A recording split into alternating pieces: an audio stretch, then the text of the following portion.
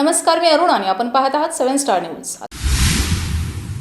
चुका झाले ते तुमच्या अधिकाऱ्यांच्या आहेत। तुमच्या अधिकाऱ्यांनी केलेल्या चुका आम्ही नसतो म्हणजे तुमच्या अधिकाऱ्यांना चुकीची माहिती दिली, पुढे गेले अधिकारी आहेत का याला बोलवा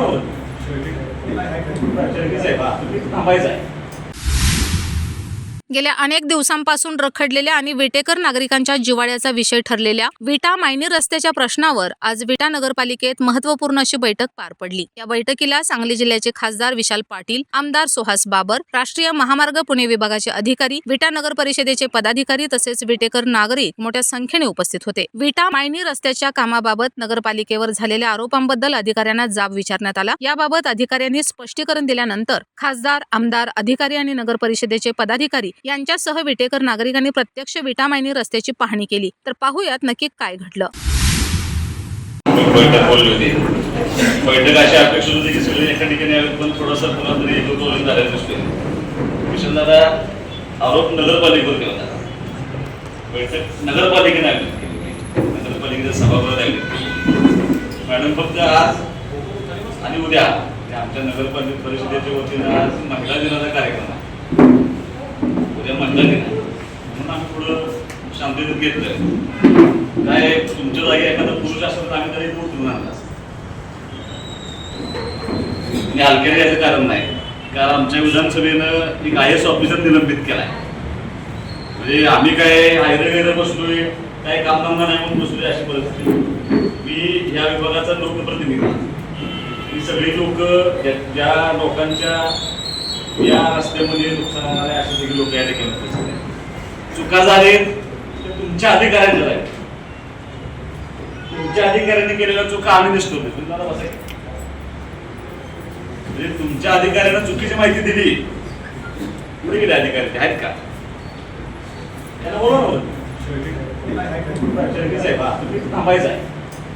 त्यांच्या चुकीच्या माहितीमुळे नगरपालिकेवरती तक्रारी झाल्या। त्या तक्रारींचा वापर झाला पाहिजे, लोकांच्या मनामध्ये गैरसमज नसला पाहिजे, म्हणून आपण ही बैठक बोलतो।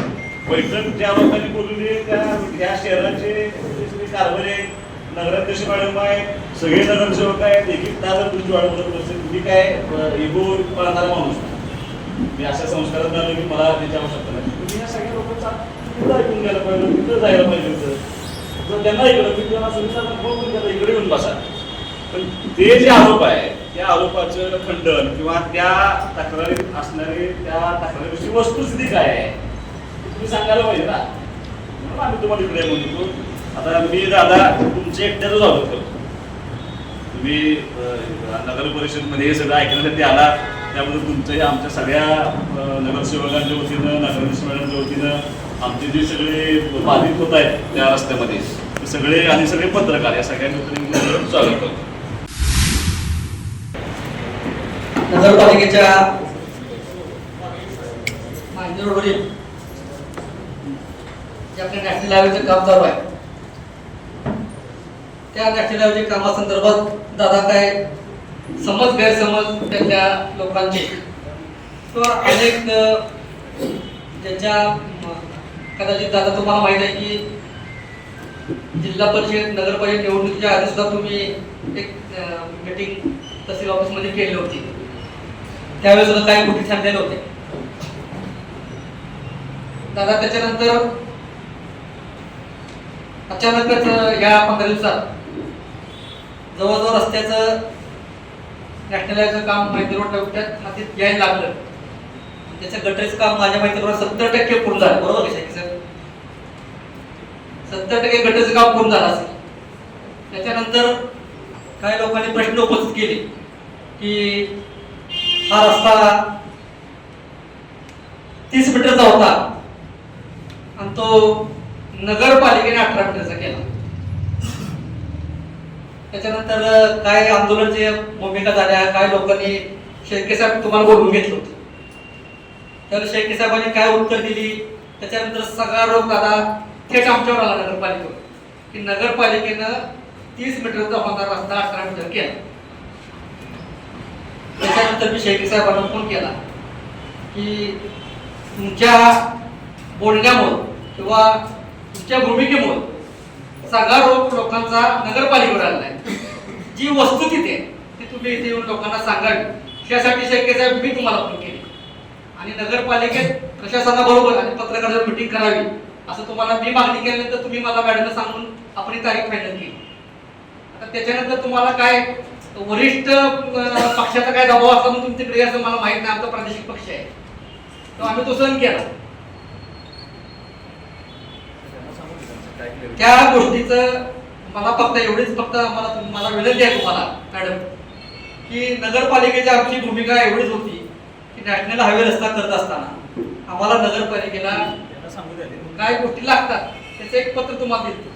त्या पत्रात आमची मागणी कुठे इकडं तिकडं कुठं असावं असे काही नसताना ज्या गोष्टी नगरपालिकेवर ज्या आरोप झाले त्याचं खंडन तुमच्याकडनं व्हावं हीच आमची अपेक्षा आहे. ती तुम्ही करावी एवढी आम्ही विनंती व्यक्त करतो.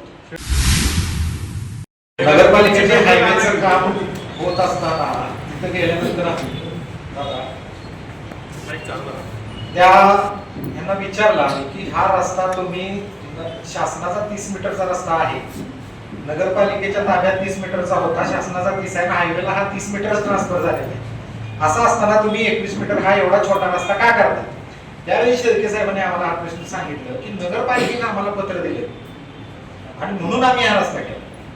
एवढ्यावर आम्ही शेळके साहेबांना दुसराही प्रश्न केला की हायवे अथॉरिटी मोठी काय नगरपालिका? तुम्ही हायवे अथॉरिटी नगरपालिकेचं ऐकून कसं काय करता? तुम्ही कसं काय नगरपालिकेचं नाव घेताय? ही तुमची आणि कॉन्ट्रॅक्टरांची मिळून ही करायचं काम आहे. तुम्ही कुणाला आमच्या इथं तुम्ही हे चुकीचं काही सांगू नका, याविषयी आमचा त्यावेळी क्लिअर झाला. आणि त्याच वेळी आम्ही यांना विचारलं होतं की तुम्हाला नगरपालिका काय दिले, तर त्यावेळी सीओना पण तिथं येणार होते असं मला नंतर कळालं, पण सीओ साहेब नव्हते, त्याच्यामुळे ते क्लिअरिफिकेशन झालं नाही. तर यांनी त्याचा खुलासा करावा की नगरपालिकेने यांनी काय पत्र दिलं तर नगरपालिकेने त्याला काय उत्तर द्यावं.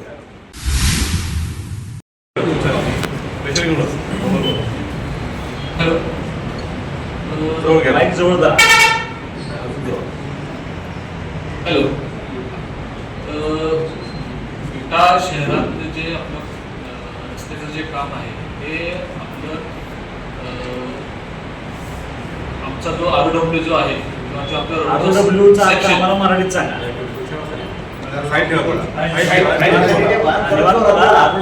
मराठीत सांगा काय आवाज द्या मागं बसले तर माईक जवळ लावा. हॅलो,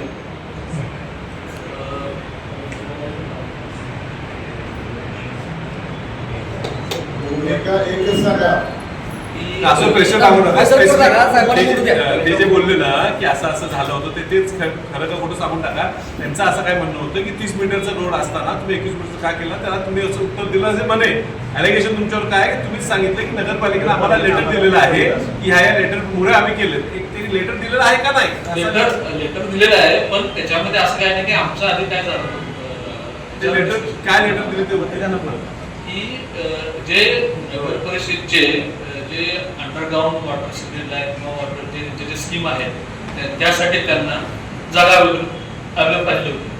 त्यासाठी आपण काय केलं की जे सगळ्यांसोबत जी मिटिंग झाली त्यामध्ये आपण युटिलिटीसाठी आमच्या ज्या सँक्शन TCS मध्ये जे 2.5 मीटरचा जो मिडियन आहे तो कमी करून, मीडियनचा अर्थ आपल्या भाषेत डिवायडर ते डिवायडर कमी करून आपण रस्ता करतो. म्हणजे 9 मीटर तिकडे 9 मीटर ह्या साईडला, म्हणजे डावी असा मिळून 18 मीटरचा रस्ता प्लस त्याला लागून काढतो. म्हणजे टोटल आपली 21 मीटर मध्ये आपली सेक्शन बसणार TCS. ह्याच्यामध्ये जर माझ्याकडून जर सांगण्यास चूक झाली असेल तर मी क्षमा मागतो. सांगण्यात चूक झालेली तुम्ही क्षमा मागायची कोण अपेक्षा करत नाहीये.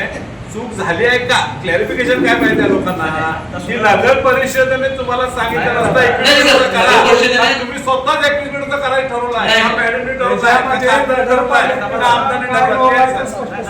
मी सांगतो माझ्यापासून आता ती जागा 30 मीटर आहे. आता हा जो तुमचा 9 मीटरचा रस्ता तुमचा मीडियम 2.5 मीटर आणि परत गटर असं सगळ्या पण किती तुमचा साधारण 25 मीटर तो रस्ता 9 मीटरचा रस्ता होता एका बाजूला, हा एका बाजूला 9 मीटर, एका बाजूला 9 मीटर मीटर आणि परत परत मध्ये सेंटरला तुमच्या डिवाइड रोड डिवायडर बरोबर. नगरपालिकेनं तुम्हाला पत्र असं दिलं की भविष्यामध्ये जर अंडरग्राऊंड ड्रेनेज झालं आणि नळपाणी पुरवठा योजनेचे जर पाईपलाईन टाकायचे असेल तर जी जागा शिल्लक राहते हो ती जागा अजून वाढवून मिळण्यासाठी तुम्ही फक्त डिवायडरची साईज टाका. साईज या असं कुठं आहे का? ते रस्ता तुमचा रस्ता 30 मीटरचा मंजूर आहे का? नाही. नगरपालिकेने पत्र दिल्यामुळे रस्त्याची रुंदी कुठं कमी झाली का? रस्त्याची रुंदी आपण कुठंच कमी केली नाही. आपल्या ज्या टीसीएस प्रमाणे साहेब तसं म्हणत नाही. नगरपालिकेनं पत्र दिलं म्हणून तुम्हाला रुंदी कमी करावी लागली का? रुंदी आम्ही सर कमीच केलेली नाही नाही आहे. विचार काय तुम्ही अजून नाही. देताय. म्हणजे स्पष्ट सांगा ना. नगरपालिकेनं पत्र दिलं म्हणून तुम्ही रुंदी कमी केली का असा त्यांचा प्रश्न नाही आहे. दादा आता काय करा दादा त्याची कॅपॅसिटी नाही मॅडम बोलता.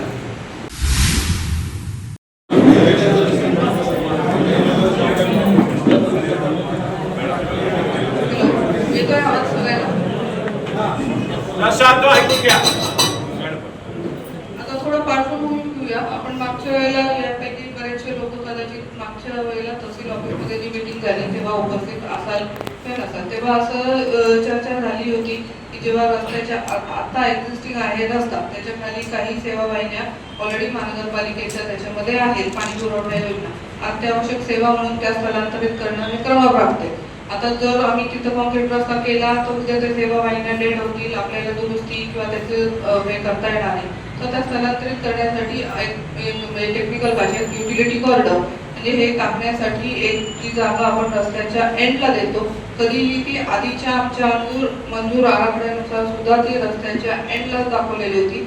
कधीही ती रस्त्याच्या मध्ये डिवायडरला किंवा ह्याच्यात नसते. आधीचा जो मंजूर आपला आराखडा होता त्याच्यात होतं की 2.5 मीटरचा मीडियम किंवा डिवायडर जे आहे ती नॅशनल हायवे नॉर्म्सनुसार त्याच्यानंतर 7 मीटर दोन्हीकडची कॅरेजवे 1.5 मीटर याला आम्ही पेव्ह शोल्डर म्हणतो. म्हणजे थोडक्यात तो कॉन्क्रीटचाच असतो वापरासाठी असतो पण कधी समजा गाडी बंद पडली तर साईडला लावता येईल याच्यासाठी तो पेव्ह शोल्डर असतो. असा म्हणून आपला 18 मीटरचा जो आहे तो कॉन्क्रीटची धावपट्टी आपल्याला उपलब्ध आधी पण होती आताही ती 18 मीटरच उपलब्ध आहे. फक्त आपण 2.5 मीटरचा मीडियम होता त्याचा तिथे काय केले की आपल्याला सेवा वाहिन्या टाकण्यासाठी मुबलक जागा उपलब्ध व्हावी कारण बऱ्याचशा ठिकाणी कमी जास्त प्रमाणात जागा आहे. सरसकट 30 मीटर नाही कुठे त्यामुळे कमी आहे कुठे 25, 27 किंवा 30 मीटर अशी पण आहे. तर त्याच्यामुळे आपण ती जागा हा क्रॉस सेक्शन मंजूर आराखड्यानुसार फक्त बदल करून आहे ती धावपट्टी जशी आहे तशीच ठेवलेली आहे. आता याच्यामध्ये जो काही मिसकम्युनिकेशन किंवा आमच्या लोकांकडनं समजवण्यात काहीतरी कमी पडला असेल रस्ता काही कमी झालेला नाही जो आधी मंजूर होता तोच आहे. महानगरपालिकेने रस्ता कमी केलाय असं कुठलंही पत्र नाहीये. चर्चेनुसार जे झाले ते मीडियम कमी करून डिवायडर टाकले आणि त्याच्यानुसार सेवा वाहिनी टाकायला आपल्याला बॉर्डर उपलब्ध झालेला आहे. त्याच्यानुसार आपण नवीन आराखडा मंजूर करून घेतला आणि काम सुरू केलं. आता इथं सगळ्यांची प्रस्तुत विनंती अशी आहे की तुम्ही तिथे गटर 21 मीटर म्हणजे का करताय मात्र 18 मीटरचा रस्ता करून त्याच्या एंडला गटर का करताय 30 मीटरची आमची रुंदी उपलब्ध असताना सुद्धा. आता नॅशनल हायवेच्या नियमानुसार सगळ्यांनी एक लक्षात घेऊया की हा राष्ट्रीय महामार्ग आहे.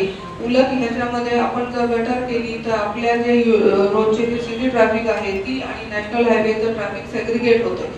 जी उपलब्ध उरलेली जागा आहे 4 मीटर 4.5 मीटर जी मिळतीये त्याच्यावर आता आमच्याकडे काही स्कोप नाहीये. आपण जर आग्रह केला तर आम्ही त्याच्यामध्ये तिथं एकतर म्हणजे विनंती अशी आहे की नगर परिषदेत त्याला जर तिथे काही सुशोभीकरण करायचा प्रस्ताव करत असतील युटिलिटी कॉरिडॉर सोडून तर तो त्यांनी तसा प्रस्ताव करावा किंवा जर आम्हाला तुम्ही म्हटलं की नाही तुम्ही समर्थ डेव्हलप करून द्या आम्ही केंद्र शासनाकडे त्याही उरलेल्या रुंदीचा प्रस्ताव पाठवायला तयार आहोत. तो मंजूर झाल्यानंतर त्याच्यावर पेव्हिंग ब्लॉक करायचे का डांबरीकरण करायचं ते करूया.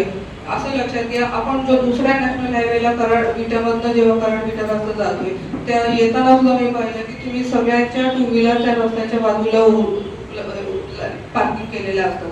आपण असं लक्षात घेऊ की आपला जीव पण मुलाचा आहे. जर नॅशनल हायवेला जर वेगाने जाणाऱ्या गाड्या आणि आपण 2 व्हीलरवरनं शहरात फिरणारे माणसं ही जर ट्रॅफिक सेग्रिगेट झाले किंवा विभक्त झाली तर आपण काही प्रमाणात सेफ राहू. आणि गटरच्या उपलब्धतेनुसार समजा आपल्याला त्या जे आता 4 मीटर 4.5 मीटर उपलब्ध रुंदीमधनं बाहेर पडायचे आणि मेन हायवेला यायचे तर त्या ह्याच्यासाठी आपण किमान गटरवर उभारून गाडी येते का वेगाने येते का बरं वेग नियंत्रणाचे उपाय आम्ही शहरात कधीही नॅशनल हायवे स्टँडर्ड करतच असतो ते करणारच आहोत. पण ही एक बफर झोन होईल की तुम्हाला तिथं तुमचे पार्किंग लॉट होतील आपला एक जो मुद्दा आहे की अतिक्रमण होईल का आमच्या त्या जागेचं, तर तसं होणार नाही.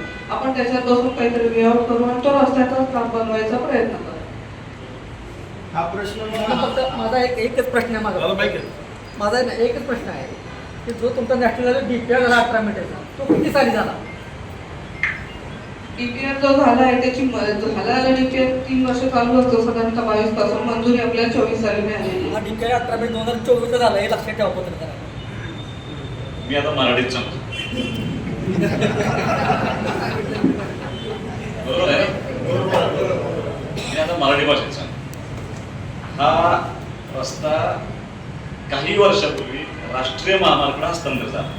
हा रस्ता पूर्वी PWD होता आणि या रस्त्याचं 4 पदरीकरण करायचं का 10 मीटरचा करायचा याचा निर्णय सुहास बाबर किंवा नितीन गडकरी साहेब घेत नाही.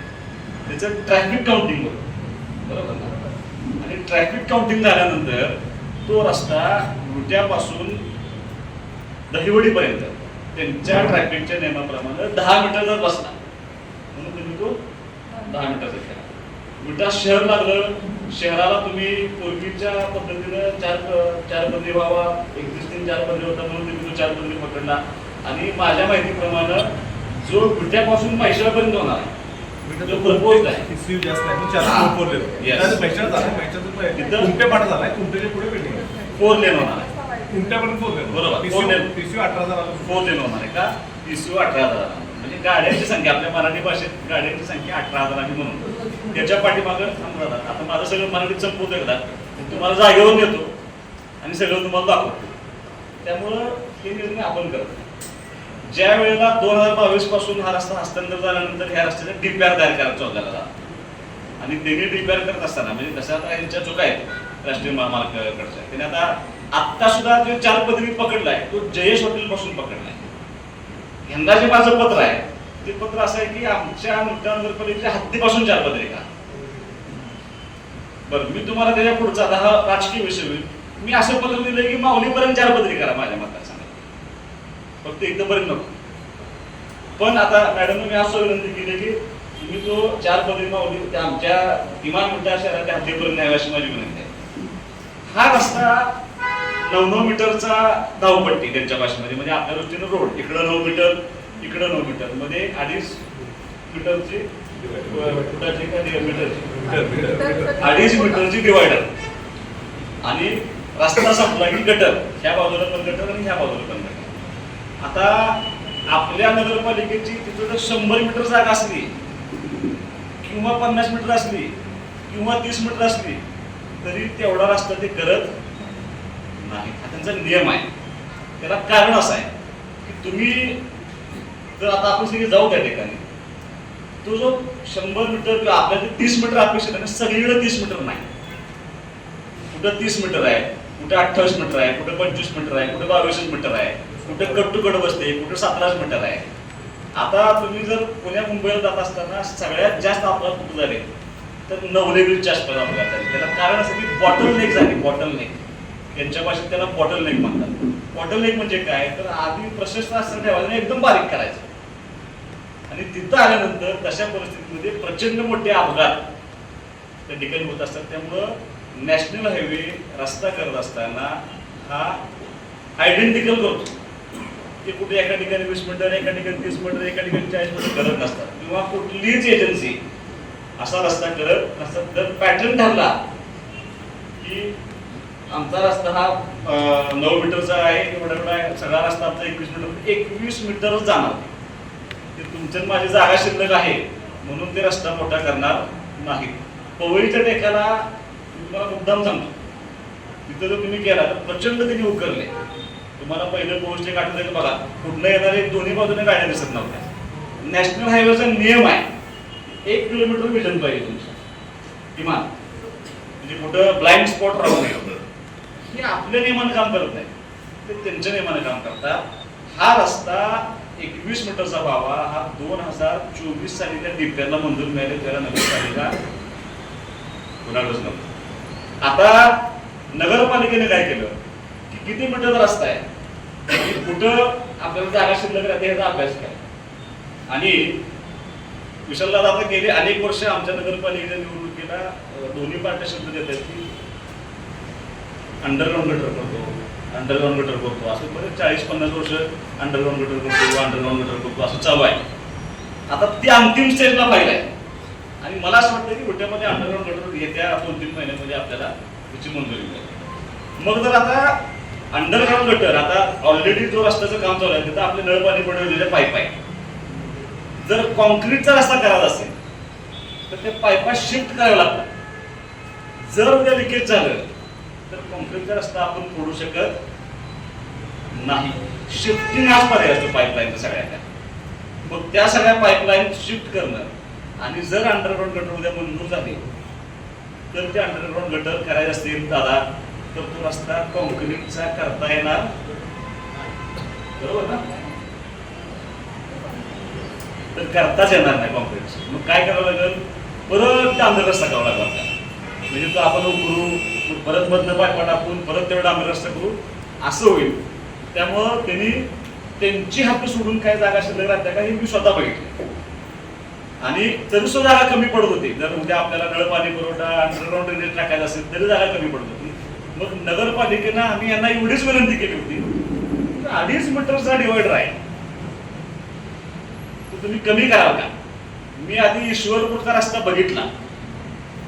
ईश्वरपूरमध्ये त्यांनी डिवायडर कमी केलाय आणि मग यांना मी विनंती केली होती, सांगितले की आम्ही डिवायडर कमी करू शकतो, रोड कमी करायचं नाही म्हणून माझी सुहास वापरते. आता काय तुम्ही आहे म्हणून बोलायचं नाही तर माझे रस्ते प्रशस्त रस्ते झाले पाहिजे. तुम्ही ग्रामीण भागात कुठे जाऊन बघून या.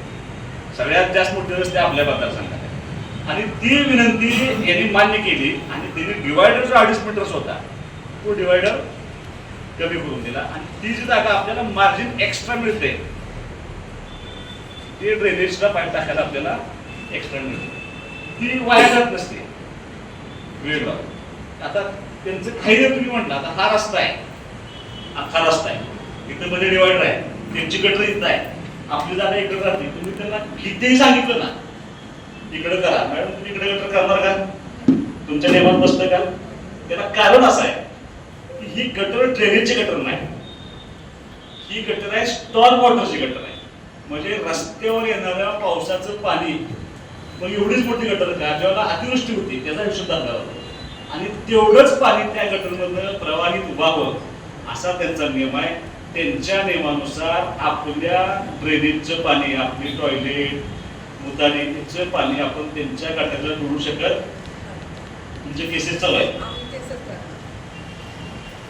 केसेस चालू आहेत. त्यामुळे आपण काही जरी झालं त्यांना किती विनंती केली तुम्ही इथं रस्ता संपतो ह्या बाजूला गटर करा तर ती गटर करणार. नगरपालिकेला टार्गेट केलं जाते, चुकीची माहिती पूर्ण दिली जात्या विरोधकांच्याकडून आणि असं दाखवलं जाते की नगरपालिकानं आमदार साहेब विलन आहे. तर विरोधकांना माझी एवढी मागणी आहे की आधी अभ्यास करा, आमदार साहेबांना भेटा, दादांना भेटा, त्याची माहिती घ्या आणि मग आरोप करा. हा ही चुकीचं पूर्ण ही करायचं आणि जरा असं झालंय की एवढी प्रसिद्धीसाठी हवे असले की जायचं व्हिडिओ करायचं झालं की असं झालं तसं झालं. अहो थोडी माहिती घ्या आणि मग आरोप करा. भैयाने अगदी बरोबर सांगितलं. तर थोडी मी तयार दुरुस्ती करतो. तर हा जो रस्ता एकदम तुम्हाला हा रस्ता सांगतो, हा NHPWD आहे. त्याचा अर्थ असा आहे की जी रस्ते पूर्वी स्टेट हायवे होते, जी राज्याकडे होती, त्या हायवेचं आपण अपग्रेडेशन केलं. म्हणजे त्यांचं पुढे पाऊल म्हणून त्याला नॅशनल हायवेचा दर्जा दिला. पण नॅशनल हायवे अथॉरिटीकडे ते रस्ते न जाता एक मध्ये मार्ग काढला की केंद्र शासन आणि राज्य शासन या दोघांनी एकत्रित मिळून हा नियोजन करायचं. आणि त्या पद्धतीनं नाईक मॅडम या NHPWD कोल्हापूर पुणे विभागाच्या त्या अधिकारी आहेत. त्यामुळे ह्या राज्याचे आणि केंद्राच्या दोघांचा सहभाग आहे. म्हणजे आम्ही तुम्ही दोघेही येतात. आता हा जो 4 पदरी रस्ता असतो ना, ह्याला नियम असतो 2 साइड 2 कॅरेज वे असतात. तो 7 मीटरचा असतो, 9 मीटरचा नाही. रस्ता 7 मीटरचाच असतो. या बाजूला 7, त्या बाजूला 7. कुठे रस्ता करत असताना अडचण काय असतं, मीडियन म्हणजे डिवायडर. तो चांगला 8 फुटी 8.5 फुटी डिवायडर असतो. तो तेवढा का असतो की त्याच्यामध्ये झाडं लावावी. ती झाडं त्याला मारतात, हिरवगार राहते, चांगले पाखरू वगैरे तयार होतात. दुसरा फायदा होतो की समोर येणारी गाडी ह्या झाडातून लाईट डोळ्यात जात नाही. आता तुम्ही सांगली पेठ रस्ता जो आमचा आता झालेला आहे, जो 700 कोटीचा तो टेंडर होता, अर्थात तो 40-50% मिळवली गेला, तो तिथं आपल्याला जागा उपलब्ध होत नव्हती म्हणून तिथं सिंगल डिवायडर केला, म्हणजे 1 मीटर पण नाही, म्हणजे अगदी सिंगल पातळ फक्त डिवायडर लावलेला आहे आणि तसा तो रस्ता पूर्ण केला. थोडी अडचण त्यात आली अशी आहे की तिथं तुम्ही प्रवास करताना तुम्हाला जाणवलं असेल, समोर गाडी आली तर त्या डोळ्यात येते, त्याला आता ते फायबरचे असे हे लावा लागतात, त्यात ते डोळे आले, त्याचा आपली मंजुरी मॅडम करायची तेवढं आपण नव्यामध्ये ते इथंही तीच मागणी आहे. आता जिथं 17 मीटरच उपलब्ध आहे, तुम्ही मला 9 आणि 9 18 प्लस 1 मीटर मीडियम म्हणजे 19 मीटर उपलब्ध आहे, तिथं भैया आपल्याला 7-7 मीटर करून जो आपण शोल्डर म्हणतो, शोल्डर म्हणजे खांदा, म्हणजे हे हायवे आहे, हा खांदे आहेत, हा साईड पट्टी, तर ती साईड पट्टी जी आहे ती सुद्धा पेव्ह करायची, म्हणजे जे मटेरियल मध्ये रस्ता केला त्याच्यातच साईड पट्टी करायची, जेणेकरून गाडी टायर पंक्चर झाला, काय झाला, हायवेवर तुम्ही थांबवणार तेवढीच गाडी साईडला नेली तरी हायवे थांबवणं ही नसतं. आता उपलब्धच नसली जागा तर एकत्रित सगळ्यांनी निर्णय घेतला, तुम्ही सगळ्यांनी उपलब्ध नाहीये, कुणाची गरिबाची घरं पाडून फक्त शोल्डर करायला, म्हणजे साईड पट्टी करायला कुणाचे घर पाडू नये. आता जागा तर पाहिजेच, त्यामुळे तिथं कुठेतरी आपल्याला कॉम्प्रोमाइज हे करावं लागणार नाही, ती खोटेपणा आपण सगळ्यांनी दाखवलेला आहे. आता काही लोकांची जी मागणी आहे, तिथेही तुम्ही बसला, तिथेही बसला, इथेही काही व्यापारी प्रतिनिधी आलेले आहेत, त्यांची फक्त काय मागणी आहे, म्हणजे एक काही त्यात स्पष्ट झालेला आहे, त्यांनी सांगितलेलं आहे की नगरपालिकेने काय आम्हाला रस्ता एवढा करा तेवढा करा सांगितलेलं नाही. नगरपालिकेने एवढीच मागणी केली, रस्ता करत असताना आम्हाला आमच्या ज्या इतर गटरी, वायरी, केबली हे कामं करायला जागा लागते तेवढी उपलब्ध करून द्या, रस्त्याला हात लावा असं काही सांगितलं नाही, मधल्या मीडियम पद्धत ऍडजस्ट करा, त्यातनं जवळजवळ 5-5.5 फूट अतिरिक्त जागा मिळते, त्यात आम्ही करून घेतो. आता ह्यातनं आणि कुणाची तुमच्यापैकी मागणी असेल तर ती फक्त आम्हाला कळू दे की आमची अजूनही मागणी आहे की रस्ता एवढा मोठा ते मोठाच करावा, तर तशी आणि कुणाची करावा. धावपट्टी झाली पुढचा अजून मंजूर झालेला नाही, बोलायचं आहे ते विशालदादा मदत करतील आपल्याला, पण आपण आता रिंग रोडचा प्रस्ताव दिला तर हा रस्ता आपला आयुष्यात कधी होणार नाही गावात, तो एकदा होऊ द्या, मग आपण यांच्या मागे लागून आम्हाला रिंग रोड करू. पर्याय काढलेत ते पण रिंग रोडचा एक प्रस्ताव ठेवा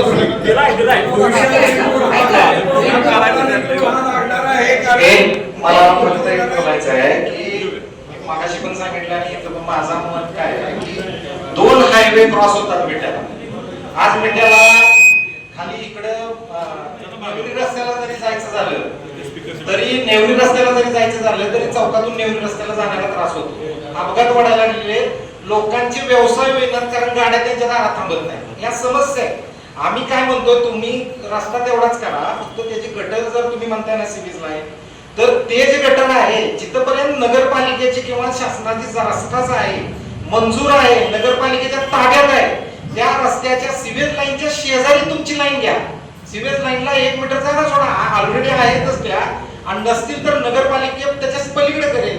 बरं तुम्ही आता जरी गटर केल्या, तुम्ही आतल्या बाजूला कशावरून लोक उद्या त्याला जोडणार नाहीत, हा प्रॉब्लेम होणारच आहे. नगरपालिकेने त्याच्या पलीकडे सिव्हिल लाईन करावी आणि तुमचा जो तुम्ही रस्ता तेवढाच ठेवा, रस्त्याचं काय मत नाही, त्याच्या पलीकडे तुम्ही सिव्हिल लाईनच्या शेजारी हा एक गटार घ्या आणि मधला भाग जर तुम्हाला शक्य असेल तर डांबरीकरण करा, नसेल शक्य तर तुम्ही नुसतं मुरमात भरून घ्या.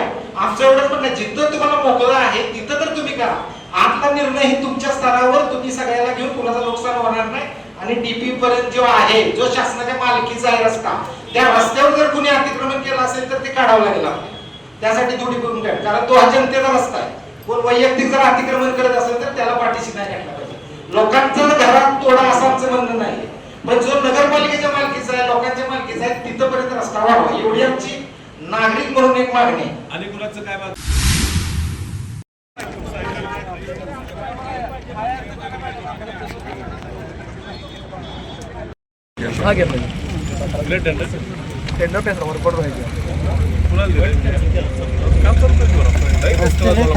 बेकार खड्डे आहेत सगळे, पावसानं प्रचंड त्रास.